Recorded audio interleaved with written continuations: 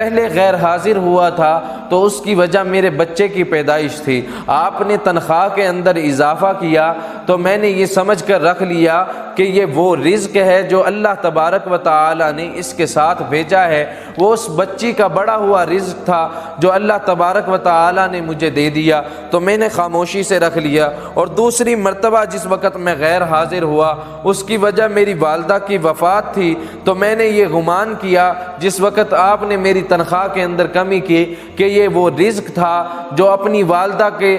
इस दुनिया से चले हो जाने के बाद पूरा हो गया, तो आपने तनख्वाह के अंदर कमी कर दी। तो मैं उस रिज़्क की वजह से परेशान क्यों हूँ जो अल्लाह तबारक व तआला ने मेरी किस्मत के अंदर लिख दिया है। अल्लाह तबारक व तआला ने जिस वक़्त किसी जान को मेरे साथ जोड़ा तो रिज़्क के अंदर इजाफ़ा भी अपने ज़िम्मा से किया, और जिस वक़्त किसी जान को मुझसे अलहदा किया तो अल्लाह तबारक